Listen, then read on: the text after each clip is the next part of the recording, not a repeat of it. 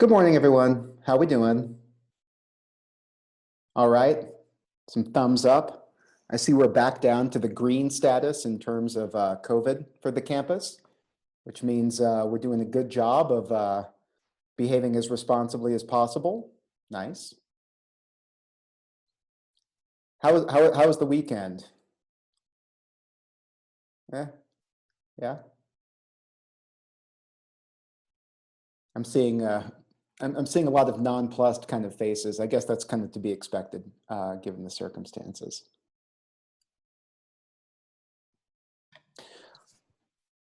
We'll go ahead and wait a couple more minutes for a few more people to join, and then we'll dive on in. Did you enjoy your respite from my hastily edited video lectures? Is that nice? I'm judging by your smiles. The answer is yes. Cool. You got to see some real nice video production. What can I say? They didn't cover making video lectures in graduate school, so I'm learning on the fly.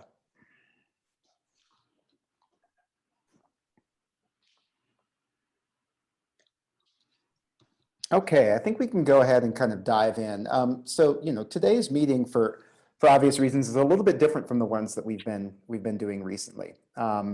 This one is based a little bit more around kind of developing one of the skills that you are going to find in demand as you go out into the world, either in your continuing studies or in the professional world. And that's data visualization. And we're going to be doing a very rudimentary version of it here.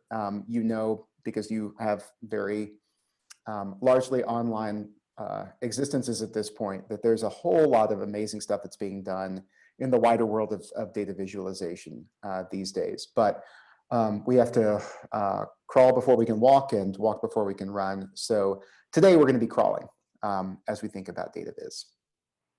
Okay. All right.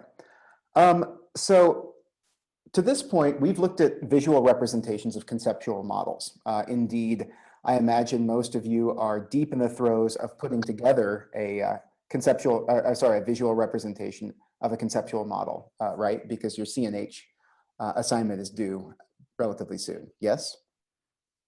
Okay, how are those going so far? How are we feeling? Okay. Am I going to see some of you in office hours today? Potentially? I thought that might be the case. Okay, good. Now, the reason that we do that, right, and as you've definitely learned as you've put together your CNH, unplug this because you hear me out. Okay, I get a thumbs up from somebody. Okay, good. These CNH models, as we learned in class, necessarily strip away a lot of complexity. You can't possibly draw a CNH model that is a perfect recreation of an actual coupled and natural human system down to all of the complex physical processes, especially the complex physical processes. But even if you could, it wouldn't be worth anything because it would be so detailed that it would not allow us to abstract away from all of that detail to understand really the fundamental dynamics in the system and how they're related. And I think that, as Dr. Glasser pointed out when she came in to that meeting, that was one of the things that she really liked about it, and that she pointed out the fact that you will go through this process of throwing a bunch of stuff at the wall in terms of your CNH diagram, and then what you will actually come up with will probably be much simpler than all of your thoughts about the complex interactions in the system. And just to set your mind to these, that's actually a virtue of a CNH diagram. An overly complex CNH diagram would be like a full-scale map of the world, right?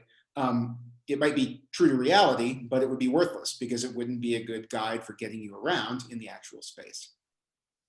All right, so today we're going to start talking about data visualization, which is taking structured bits of information and using it, to my mind, to tell a story. That's how I think about data visualization and why charts and figures can sometimes be much more meaningful than pages and pages and pages of text. So here we have a data visualization that was put together by one of my colleagues at the Peterson Institute for International Economics, who's Jason Furman, who was on Obama's Council of Economic Advisors. I'd like you to take a look at it for a minute or so, and then I would appreciate a volunteer telling me, well, volunteering to tell us what they think the story is here. So take your time.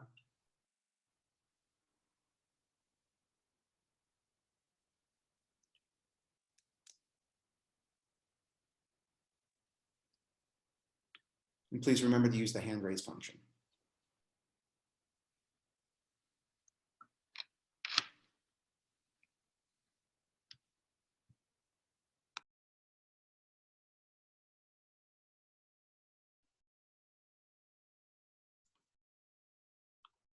Thanks, Joe. Go ahead. Yeah, so it looks like the unemployment's have spiked with like economy issues. So like there's the 2008, 2009, there's a big spike in unemployment. And then again, recently in May 2020, there's a giant one. Okay, good. Now, what happened in May 2020? You all lived through it, so you remember. Yeah, Alex, please.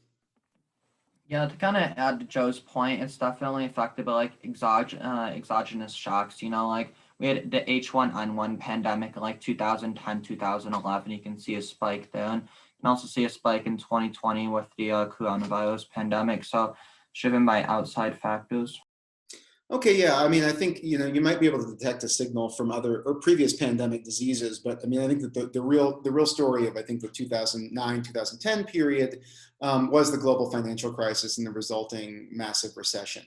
And then what happened in May 2020? I mean, what was going on in the US economy at that point? Yeah, Alex Orchid. Yeah, no, like with COVID, like a lot of places were just like shutting down, and like not like they were having a lot of regulations with COVID, so a lot of businesses weren't allowed to open, didn't have the regulation open, so a lot of people were at least going unemployed or like losing their business or at least temporarily like being furloughed due to COVID around that time. Right. Okay. So this is telling us something about the rapidity of that kind of shock, because you see even earlier in the financial crisis, that begins with kind of the breakdown of Lehman Brothers and cracks in the housing market in 2007. It really ramps up in 2008, 2009, and kind of crescendos in 2009 and 10. And then we saw kind of a slow recovery here. The rate of change in the pandemic was obviously much greater. We basically went from a situation where the economy was at roughly what is considered full employment, which is as close to full employment as you wind up with in any kind of economy where people are switching jobs and there's fluidity and movement in and out of the labor market. Right, it spikes up immediately because of the dynamics that Alex just described. Basically, overnight, we went from a situation in which the economy, at least in terms of employment, was more or less humming along just fine. And then overnight, there was a policy decision that was made effectively nationwide to shut down most aspects of the economy, except for essential workers, very few industries which are considered essential. Okay, good. So stopping for a moment about the story, what are the elements of this? So what is the measure? What is the variable that blue line that's squiggling up and down is capturing?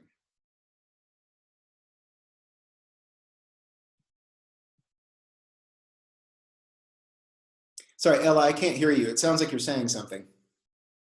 Oh, unemployment? Okay, so it's but how's it being represented here? I think so. It is obviously capturing something about unemployment, but what's the specific measure that they're using? People who are in the workforce or actively like searching for a job but can't find one. Okay, so right, that's how we define an unemployed person. But is this being? Let me ask that a different way, Ella. Is this being expressed as a percentage? Right? Is it being expressed as a percentage of the labor force, or is it being expressed as some other different quantity? I'll give you a hint that the y-axis goes from 0 to 8, and up at the top of it you have the indication of the variable that's on the y-axis. Can somebody else answer that? Okay, yeah. So tell you what, Nancy, why don't you jump in here? You can tag out of this one now. Okay, I'm not positive, but I think like the top says people per job opening. So I think they're measuring like how many people are unemployed based on how many job openings there were at the time in the United States. Okay, good. So it's expressed in terms of a ratio, right? So any value less than 1 would mean that there were many more jobs available than there were people actively seeking them who are unemployed, right? But what this is telling us is that, you know, in the height of the financial crisis, say mid 2009, for every job opening in the US economy, there were 6.5 people out there gunning for that one job opening, okay? And we went from a situation in which there were actually fewer people than there were job openings. That tells us that there's high demand for labor. That's what you see when when the line goes below 1 over here. Right, there was more demand for workers than there were workers to fill that demand, which tells us that the economy, at least in terms of employment, is doing pretty well. And then essentially overnight in May 2020, that jumps up to 4. Okay. All right, good. So we have a sense of what's on the y-axis, and then what's on the x-axis here. X-axis should be a little more straightforward. Yeah, it's not a trick question. Yeah, Ben, please. It's just the year as it goes in increments of like 5, I guess. Okay, good. So it's just telling us something about over time, right? So we have basically a snapshot going back from the recession that followed September 11th. So you have the recession that occurred between, say, 2001 and then the bursting of the tech bubble in the early 2000s, where unemployment goes up to about 3 job seekers per job. It goes down and then goes back up during the financial crisis. And then what we see is what our lived, or at least the labor market's lived experience was, which was a gradual improvement in labor market conditions, at least from the perspective of prospective employees, up until we get to the COVID crisis, okay? Now, if I were to sit here and type out, absent this visualization, imagine how long it would take me to give you an accurate over time description of the dynamics in the US labor market in terms of job seekers per job from the year 2000 or 2001, essentially up to the present. It would be like 5 or 6 of the densest, most boring paragraphs you have ever read. And you read that science piece by Lou et al. You know what boring writing looks like at this point. I'm just kidding. It's a great piece. It's just a little bit dry. At any rate, my point being, it would take a lot of acreage on a page to tell a story that here, right? It's the classic picture tells a picture's worth 1,000 words. Here, you can infer something about the relationship and how this has changed over time pretty quickly. And the nice thing is that it's also something you can go back to. You can get granular with it. You can say, well, you know, because to be honest with you, when I chose this figure, I wasn't thinking about the early 2000s .com bust and the recession that occurred then. And I wasn't thinking about unemployment in the aftermath of September 11th after the stock market crashed. But it reminded me of those dynamics, right? So not only did it tell the story that Jason Furman was intending to tell, and here his story is that, you know, the high rates of unemployment are not that people are not willing or seeking work, it's that there are very few jobs available, which seems like a relatively simple and straightforward argument to make, but he felt like he needed to make it in this context. Going beyond that, there's also other information I can leverage out of this. So it does the job it was intended for, but it also gives the reader an opportunity to kind of visually explore patterns in the data that go beyond the original author's intent. Okay, this is a relatively simple kind of and straightforward kind of chart, but it can tell in the space of a single image on Twitter a story that would otherwise take, you know, a Twitter thread that's like 50 tweets long to explain. And nobody's going to read a 50 tweet thread. I mean, unless it's like by a celebrity or something. Jason Furman's famous for an economist, but he's not famous. Okay, cool. So why do we visualize data? You've seen a couple of videos on it. We've already kind of discussed this. What's the point? Why am I making you do this? And because you're a sadist is not an acceptable answer, regardless of whether or not it's true. Why are we doing this? Yeah, Ben, go ahead. In the videos, they said that it was basically, it boils down to like a picture's worth 1,000 words. It's much easier to convey what you're trying to say. And you make a more succinct point when you're using visual diagrams. And it also draws the reader in and gives them some sort of engagement with the text that they wouldn't otherwise have. So it compels them to continue reading, I guess. Okay, good. So it serves a variety of purposes. So one of them is clearly that it provides a lot of information in a pretty digestible format, right? That's the picture worth 1,000 words, so that's good. Another one is it's kind of like a lure, if you will, as you're scrolling through, you know, Facebook, or you're scrolling through Twitter, or you're, you know, scanning a newspaper. I don't know if any of you actually have ever scanned a newspaper, a real newspaper, but you know, I'm starting to sound like one of those cranky old guys who yells at kids on his lawn. But right, when you're going through these kind of things, these kind of visual depictions, they work like a fish lure, right? They draw you in, you get interested in it, and then you can use the information in that figure to help you decide whether or not you want to dive in a little bit deeper. Okay, so it's also essentially like an ad. It's like a trailer or a preview, if you will, for the piece that it's accompanying. Okay, and then also just, this is something that the videos didn't really mention at much length, but it is also important, is that it helps you communicate your point to people who may be more visual in terms of their orientation. And this is really important given the fact that even for, you know, people who spend a lot of their time crunching numbers, like people like me, oftentimes like really in-depth micro level kind of discussions of data can be pretty arcane and pretty hard to access. All right, so having figures and having charts that take that data and use it to tell a story are a good way of making it more digestible.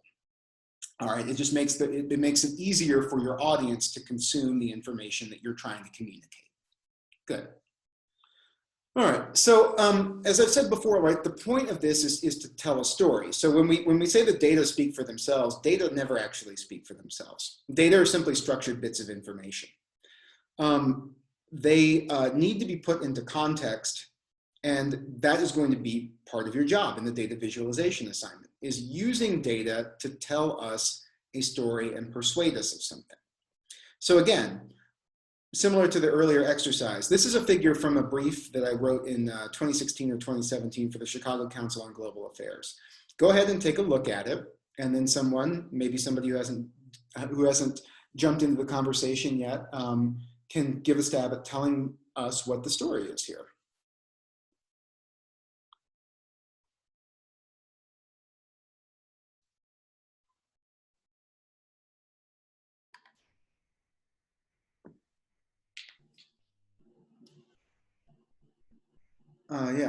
Is Ave, please. Hi. So it's looking like as prices rose, so did riots. Okay, good. So it's identifying essentially a correlation, right? So if the point of this brief, and this brief was about how food insecurity abroad affects U.S. national security at home. If one of the points of this brief was to demonstrate that food insecurity, in this case resulting from spikes in global commodity markets or food prices, results in instability, then one of the ways that you can do that is by showing that these two things kind of co-occur in time, right? And so the story is that in 2007 and 2008, you have this food price spike that's pretty unprecedented, at least since the 1970s. And during that same time, you saw protest and rioting break out in about 48 developing and middle-income countries as a result of that. And then you saw the same thing again when those food prices spiked again, just a couple of years later in 2010 and 2011, as if some of you may recall that was one of the really important kind of catalysts for people to come into the streets during the Arab Spring protests, was that the price of bread in places like Egypt essentially doubled or tripled overnight because of the scarcity of wheat, in particular driven by the cutting off of exports of wheat from Russia and Kazakhstan to the Middle East, which is a highly food import dependent region of the world. Good. So what are the elements of this chart? Like so the previous chart just showed us one type of data. It just showed us a time series, which just means the same indicator at different points in time over time. This one's different. There are at least two elements. What are those elements?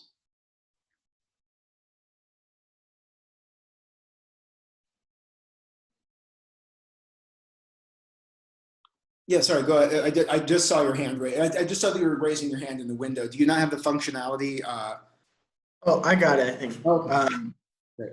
So, yeah, the things that it's measuring obviously are the number of protests and the food price here, and your job is, and so obviously what's going, I mean, you said you wanted me to tell the story? Is that what it is? Or? Well, yeah, I mean, so we've already, Ali just gave us kind of one cut on the story, but if you want to kind of elaborate on that, please, by all means. Okay, yeah. I mean, what you can see is that these protests started really in the 2000s.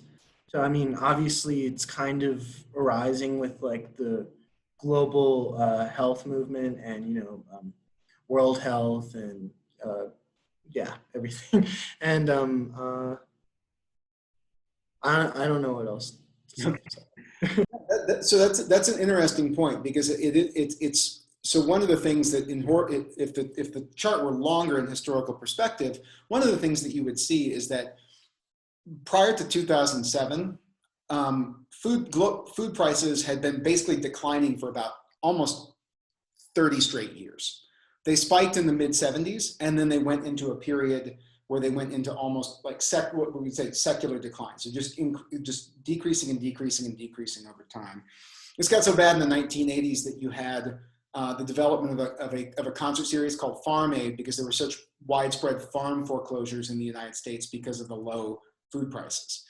So in the 1980s and 1990s, if you were in the international development community and we were talking about problems in global food markets, we would be sitting around talking about why food is too cheap and why it needs to be more expensive in order to improve development outcomes, both for farmers in developed countries, but also for agriculturalists in developing countries. So this shows a shift, and then obviously links it to a form of political instability. And that political instability in another chart in the brief shows its relationship in space. So it's a map. It shows its relationship in space, the political instability, to major oil exporting countries, right? Which is another way of making the argument that these things being concentrated in the Middle East are consequential for dynamics in global energy markets, okay? Okay, good. So I think it sounds like people are kind of grasping kind of the motivation for doing this in the first place. Just really quickly in the, I'm not gonna call on you, but just use your raise hand function. How many of you have done some sort of data visualization or created a figure or a chart before using data?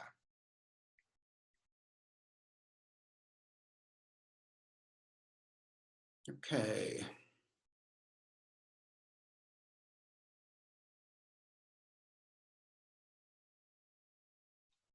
All right. It's looking, okay, so it's looking like it's about 50-50. It looks like about half of you have done this before. Thank you, everyone. You can go ahead and lower your hands.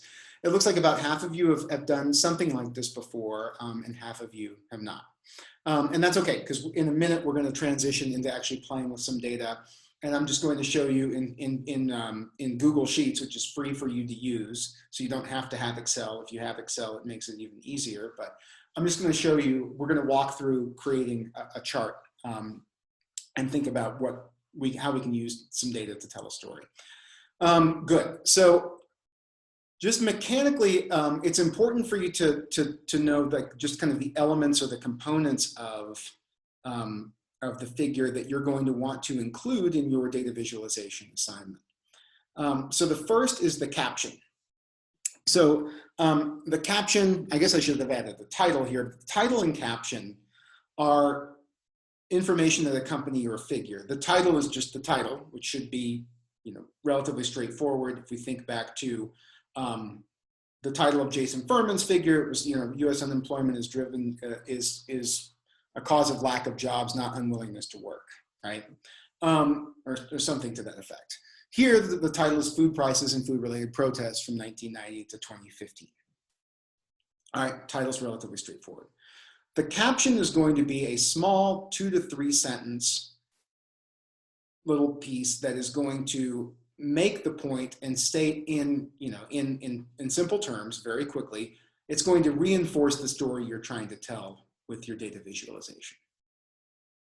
So here, the way I'm reinforcing it is with the following caption. Extreme food price volatility correlates with the occurrence of food-related protests and riots. And then I just include some information about where the data came from. So food price data from the Food and Agriculture Organization, protest and riot data from the World Bank Food Price Crisis Observatory. Okay, good. You then have the elements or the series. So these are things that are alike across units. Here, the units, which are on the x-axis in this case, are moments in time. These are actually, I think, quarterly data. So it's every 3 months is the snapshot. And in that given 3 months, you have the food price and you have the number of these food price related riots. And then you have axes. You usually have 2 axes. Sometimes you'll have 3. So this one has 3 axes, but almost never 4. By the time you're getting to a 4th axis, and this can happen, you're usually getting to a level of complexity that is really undermining your ability to tell a coherent story. At that point, it's really convoluted. It's like Tenet or Inception or a Christopher Nolan movie. So think, less Tenet, less Inception, maybe more Dark Knight or something like that. A little bit more straightforward to mix metaphors and media. Okay, cool. Whoops. So there's some do's and don'ts here that you'll want to keep in mind as you're putting together your data visualization. Your first is to have a point and tell a story. This is not an exercise to see purely whether or not you can steer Microsoft Excel or a spreadsheet. It's really more about getting you to think about how to communicate with people. And to communicate, you need a story. You need to have clearly labeled axes. I need to know what the pieces of data are on the different axes in order to interpret it. Right. So hopefully the axes are labeled here relatively clearly. The only exception to that is if it is very clear that your unit is time, right, especially yearly. Sometimes it's okay to exclude that. You don't necessarily need to tell people it's year if it's very obvious that it's yearly data. Tell us where you got your data. That's important because, for a lot of your audiences, they will just want kind of the top line takeaway. For more technically oriented audiences, they might say, oh, cool, I didn't know that there was, I didn't know that there was a food price crisis data repository at the World Bank, and I could use that for my work. Or it might be interesting for my newspaper that I work for, or my online magazine I work for, to pull those data and create our own infographic. It's just being honest and telling people where you got the information. It's the same kind of basic concept behind citing your sources in writing or in a research paper. Then you also want to scale your axes appropriately, and we can talk about. And I can probably send some video examples of how you lie with, or how you can be misleading by inappropriately scaling your axis. So depending on, say, how you scale the y-axis in a lot of graphs, so that's the vertical axis, you can make a tiny change over time seem like a massive change, and you can also make a really important change seem like a very small change. And this is one of the ways in which you can be in telling a story. You want to tell a clear story, but you don't want to be misleading in the way that you're presenting the story. So I can write an axis. I could show you a graph of my weight daily over time, right? That scaled one way would make it seem as if I'd gained 15 pounds in the last day, but scaled at a more appropriate scale would make it seem like it was a negligible change. That's really the point here, is scaling your axis appropriately. It's also an issue of not having too much wasted space. So if all of the variation in your variable, right, or your data is between, say, 0 and 1, you don't need an axis that goes from 0 to 20, do you? right? Because that means that 95% of the space in your visualization is going to be completely wasted and is not helping. It is not helping tell your story. Next, and this piece, which I think is on, I don't know, it's asset prices. Don't present too many series and don't present things that are at massively different scales. And if you do present data that are at massively different scales, say one axis has carbon emissions in kilotons and the other one has carbon density in the atmosphere in terms of parts per million, one of those is going to be scaled in values ranging from, the kiloton scale for carbon in the atmosphere is going to range from about 0 to 500,000. The axis for parts per million is going to range from about 200 to about 450, at least at present. And so you would definitely want to separate those out into different axes. Okay, cool. All right. Let's go ahead and just take a quick 5-minute break, and then when we come back, please be logged into Canvas when we come back, because you'll need to download some data for the subsequent exercise. Okay. All right. Good. Okay. Great.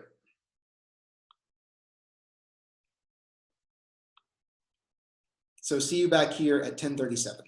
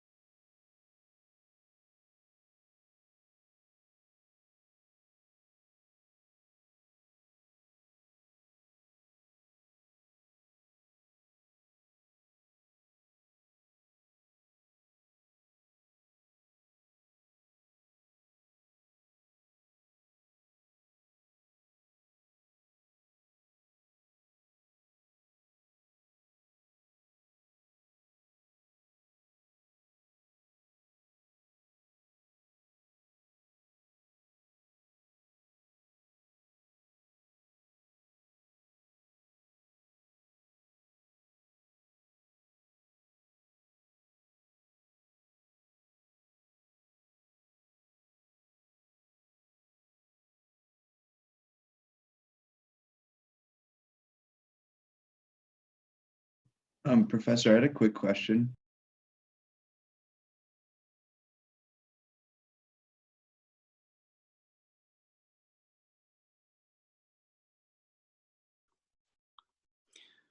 Sorry about that. Yeah. So for my CNH diagram, I was thinking of doing the population of New Orleans Mhm. with, I lost your audio. oh, sorry. There we go. So I'm gonna do I was thinking of doing the population of New Orleans and then the homelessness population of New Orleans, and then somehow incorporating the number of storms annually and how those affect each other. Oh, interesting. So you're thinking about, so for your data visualization, right? Mm-hmm. Okay, yeah. So does that fit all of the categories? Like, are those good variables to use and analyze? Yeah, I mean, I think that they definitely could be. So you'll have to, you know, I suspect that you're operating from the assumption that the increasing frequency and maybe severity of these storms is resulting in a larger kind of displacement and larger homeless population. Yeah, exactly. Right. Yeah, so one of the things you'll want to do when you're kind of investigating those data is to say, okay, is that actually the picture that emerges, right? Because, you know, and then you might want to think about the homeless population as a share of the population, as opposed to the total numbers. For instance, you know, if you think about the long-term effects of Katrina, the long-term effects of Katrina were actually probably to, at least in the immediate aftermath, were to reduce the homeless population, not as a share of the population, but in total numbers, just because there was a massive reduction in the whole population of the city. Homeless people were more trapped than non-homeless people for obvious reasons, but there was still massive outmigration. So you want to make sure that the data matches up with the story that you're trying to tell. And that doesn't mean that you should play with or be misleading with the data, but it just means you should think, part of this process is thinking about what are the appropriate indicators for the things that you care about. Okay, Right. sounds good. Thank you. Yeah, no problem. Okay, are we all more or less back now? Okay, looking like we're getting there. Seeing some more faces on videos. Seeing some people finishing horking down a snack. That's good. I just sat here making sure I could get into Google Docs because I didn't want to crash and burn when I tried to come back in. All right, so are you all looking at a spreadsheet right now? Okay, great. So I grabbed these data. I hope this isn't going to paint a misleading picture of how easy or difficult this is to do. So I grabbed these data this morning from the U.S. Energy Information Agency. Actually, no, sorry. I grabbed these from the World Bank data repository, which is a link that I can send out. It's a fantastic link if you're interested in just a one-stop shop for an amazing amount of data on virtually every subject that you could think of. And it's searchable through very easy kind of text-based kind of stuff. So you may want to play around with that. So what I did here was I just pulled carbon dioxide emissions as expressed in kilotons. And this is yearly data.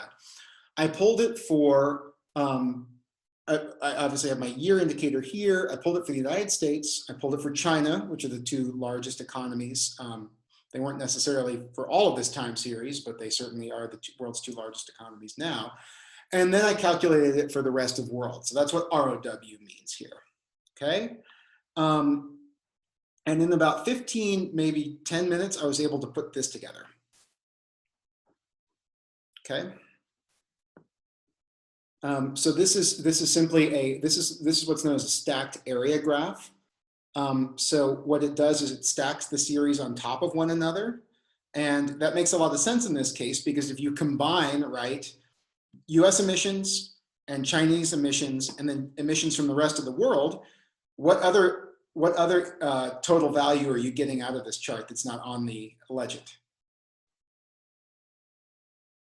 You're getting global emissions, right? Good, okay. All right, so let's look at how you would go about building something like this. this. So let's see if we can get something that's relatively close to this. So have all of you been able to log into Canvas and download the file? Or did I forget to tell you where it was? I forgot to tell you where it was. So if you log into Canvas and you go to Files, you'll see a CSV file there. That CSV file will just have the same exact data that are here. So if you download that and open it, you can either kind of cut and paste it into Excel, or you can cut and paste it into a Google Sheet, which is just a basic spreadsheet program that's available on Google. So I'll give people a couple minutes to do that. All right, so you're going to want to, in some senses, the part of pulling together the chart may be the easiest part of this assignment, especially because the Excel in particular has made it very easy to make pretty nice looking charts. Google Docs less so, but you can get around in it. You'll probably spend more time trying to identify a suitable data source, right? So Ben was talking about, his idea. He's going to need to find a data source for population of New Orleans. He's going to need to find a data source for the unemployment rate, or total numbers of unemployed. And then obviously using some basic algebra, you can figure out some of these other quantities, or just arithmetic, you can figure out some of these other quantities that might be useful. And then he's going to need data on the number of storms, or maybe the cumulative, some measure of cumulative impact of storms. Maybe it's property damage total by year, or some other indicator of storm severity, right? Ben, if I understand where you're driving at with this. Okay, cool. All right, so here we have carbon dioxide emissions. Carbon dioxide emissions are obviously one of the major, they're produced through the burning of fossil fuels, a variety of other processes, some types of land use conversion, deforestation, et cetera. One of the major greenhouse gases. And so what I've done here is I've just pulled this data in order to tell kind of a story. And you can tell a variety of different stories with this particular chart. One of them is just to demonstrate that that globally emissions have essentially tripled, or a little bit more than tripled, in the last 60 years. Sorry, yeah, 60 years, that's correct. Sorry, is it 60 years? Yeah, 60 years, good. I can still do basic arithmetic. That's one part of this, that's one piece of the story. Another story that it tells is that emissions for the United States appear to have peaked in the 2000s and are somewhat in decline. Another part of the story is that China's emissions were relatively flat and then began sort of almost meteoric kind of growth in the mid-1990s and the early 2000s, which we now know was the period of kind of Chinese economic ascendance. This is when China really in earnest begins to industrialize and become the factory of the world, as it was known, as it's been known for much of the 21st century. All right, and then we have the rest of the world contribution. You can also infer from this that in 1960, the United States was a huge part of global emissions. It was responsible for about, by my calculations over here, a little under 31% of global emissions. The United States is still one of the world's largest emitters, but its share of total emissions by 2016, which is the last year for which these data were available, was down to 14%. So the United States was a massive historic contributor to the problem of the buildup of greenhouse gases, remains a very large player. We're about 4% of the world's population, so we have a large per capita footprint in terms of carbon emissions, but as a total emitter, our place as the #1 emitter in the global economy was overtaken by China at some point in the 2000s, okay? All right, cool, lots of different stories you can tell. All right, so how do we actually go about kind of making a chart? So the first thing you would want to do is you'd want to select your data, right? I'm going to try not to use hotkeys here. Do we know how to select data? Yeah?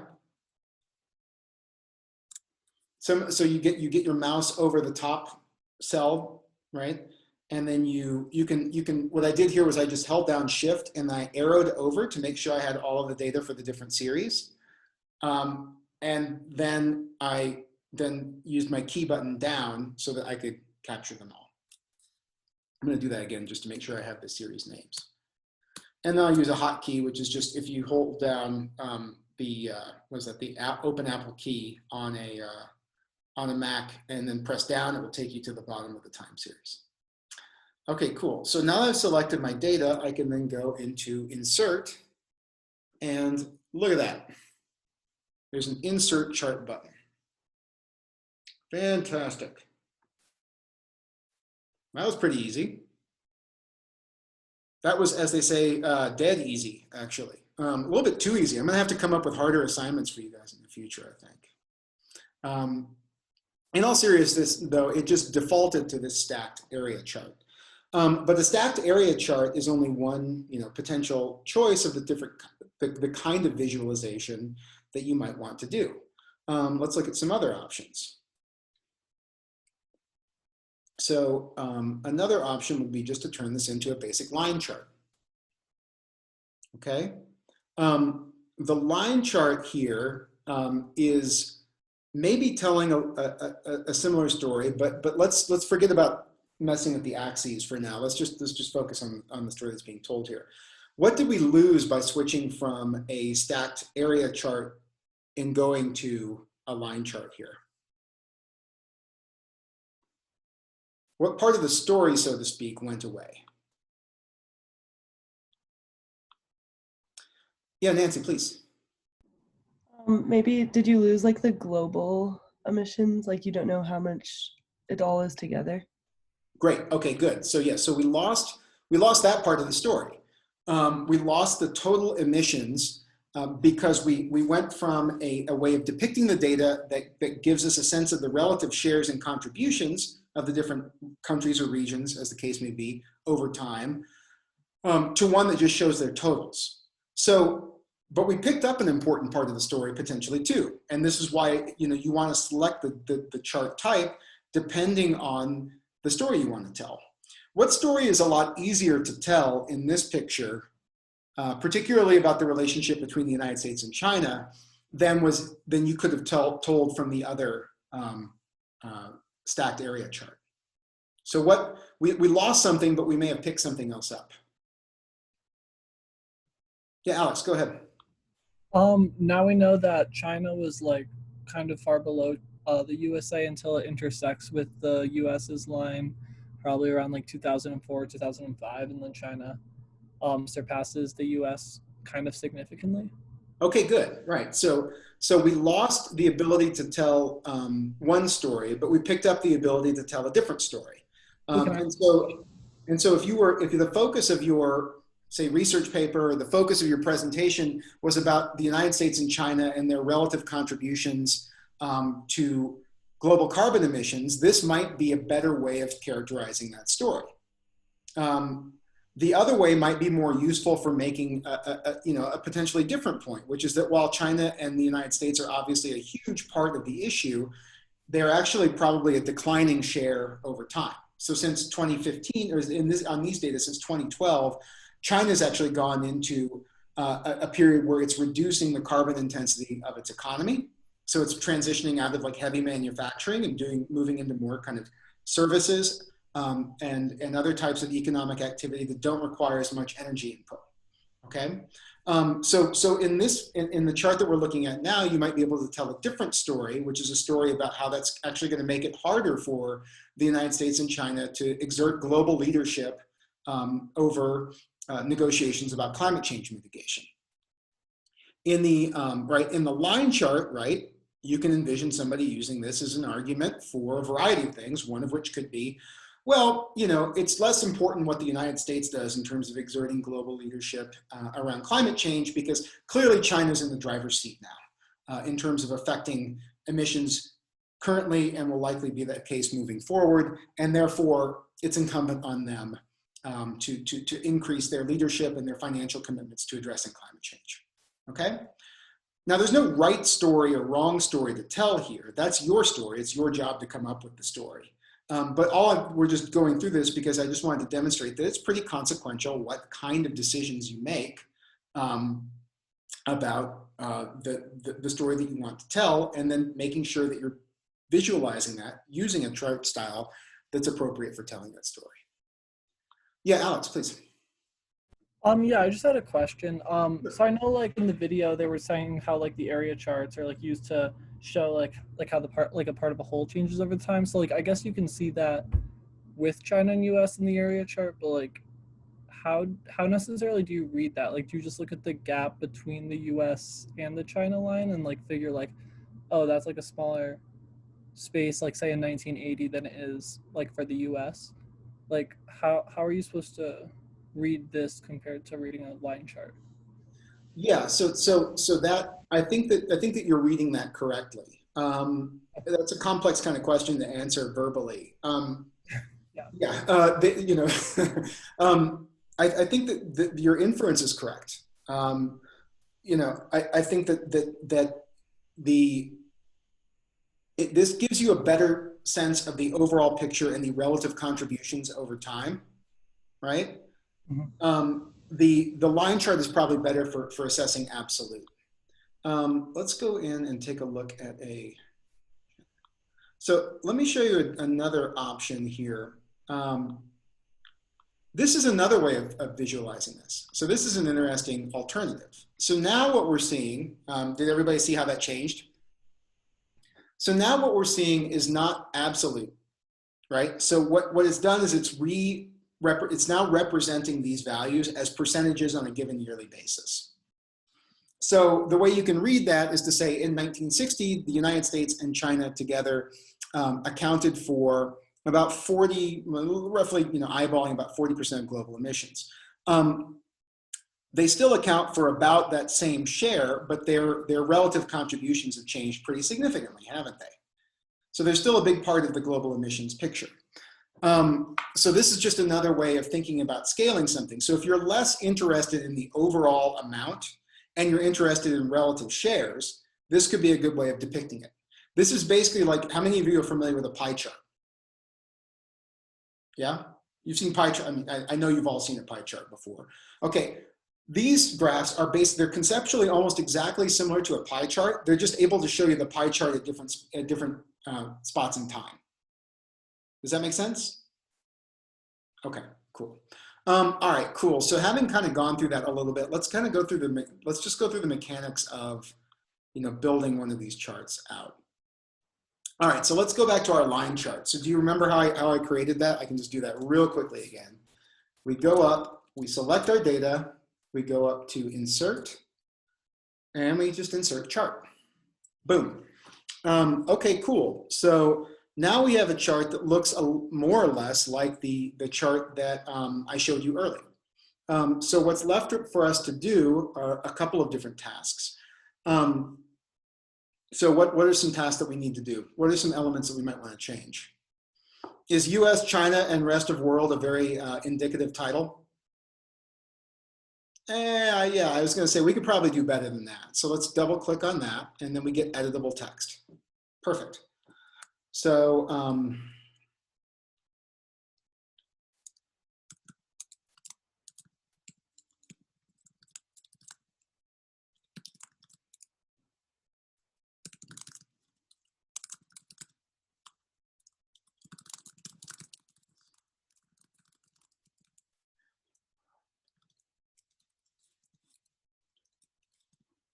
all right, so that title that we have now tells us pretty much in a nutshell what we're looking at. So as if you're the reader, you're kind of scanning through it. Boom, you've got your title it tells you what you're trying to absorb, and it gives you the information in a relatively straightforward kind of manner. Because I'm you know, attentive about these things, I'm going to change the title color to a different color. Yeah. Sorry, yeah. So go ahead, Hannah, and then Magdalena. Hannah? I was wondering if you needed to include like axis titles, like putting on the y-axis CO2 emissions and Right. Yeah. So we'll come to that here in just a second. Okay. Okay. Cool. Yeah. I mean, but to answer your question briefly, yes. One of the ways in which you can make a mistake on this assignment is to not include axis titles.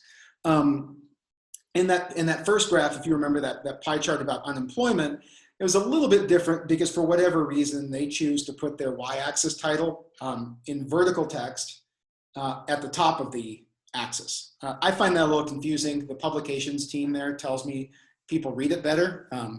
Maybe it's just me who's kind of a weirdo. I don't know. I mean, I'm definitely a weirdo, but I don't know if I'm a weirdo because of that. Anyway, let's go back to the chart. Okay, cool. Right, so now we've got a title. You know, we might, if I were going to be really pedantic about it, right, I might write out rest of world to make it clear what ROW means, because ROW could stand for a variety of things. Outside of context, you wouldn't necessarily know. Okay, cool. So we're actually getting pretty close to that original chart that you saw, and if I weren't talking through it, right, we would have gotten here even faster. Good. So we've got a couple more things we want to do. So first off, as Hannah points out, oh, sorry, Magdalena, I saw your hand was raised. I apologize. In juggling the screens, I moved it over so I couldn't see that the hand was still raised. I apologize for that. No, you're fine. I just wanted to add that you just needed to add a caption just to like reinforce your story. Yeah. Well. Yeah, so we can as a last step, maybe we can add the caption, because I think what we'll need to do is insert a text box. When you're doing it right for the assignment for class, you don't necessarily need to put that in the actual figure here. What you can do is you can take this figure and, like, you know, basically cut and paste it into a Word document or can't think of the term. A word processing document, and then you can add in the caption there. But you're absolutely right. We definitely need to insert a caption at some point. All right, so there's some other elements or things that we can kind of clean up to make this look a little bit better. So let's start with Hannah's question. So one of the things that we need to do is we need to get our y-axis in there. We need to tell people what the unit is. Now they would get that from the title here, but it's probably still best practice to make sure that we have the title. So let's go to setup, see if I can remember how to do this, seeing as I just did this a minute ago. Okay, chart and axis titles. Cool. So this is under customize. Once you have your chart type, you go to axis titles, and that's our vertical axis, right? So we're going up and down. So let's go to that one. And now I can put in the text. CO2 emissions. And then we can give them the unit, kilotons. It's a lot of CO2. Good, right? Now, those are pretty big numbers. And without commas, they can be a little bit hard to read. Because the commas are obviously there to help you have a separator so you know when you're looking at thousands versus millions versus billions, right? Good. So let's see about fixing that. Okay. So let's go to the vertical axis. Now here we're going to go down to the bottom, and we have the option to pick a number format. And so they have a bunch of kind of standard ones. So a lot of times you might be working with percentage data, or you might be working, especially if you were in accounting, that's where spreadsheets really come from, as kind of accounting purposes. You might want to, express all this in dollars. Some of you may want to express data in dollars, right? And they're automated kind of, automated number types for that. They don't have one for inserting commas, so you have to go to other custom formats. And so we can just scroll down. They've got examples on the right there. And here I'm just scrolling down, and I'm picking the one that expresses it in thousands, right? So now that we know that global emissions are hovering at about 36, million kilotons. That's a lot, right? Okay. So other than the caption, we've basically been able to reconstruct a reasonable figure that tells a little bit of a story in about 5 to 10 minutes. Again, the hard part of this assignment is not going to be, the mechanics of it, because, first off, we can talk about it in office hours, so I can help you kind of get through the steering it. That shouldn't be the major impediment. The other thing is that with YouTube, you can learn how to do virtually anything. There's an actual professional teacher of these things who can walk you through this kind of stuff step by step.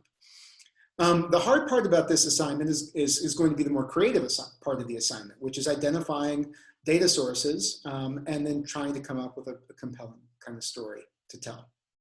Okay. All right. So on a scale of, here, let me try something really quickly. Wait, what happened?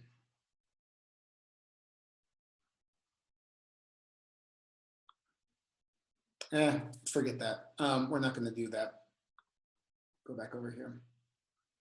I don't need to ask. I don't need to pull you on something. And now I don't know how to get rid of it. That's too bad. Just how are we feeling about our confidence in our ability to do this part of the assignment?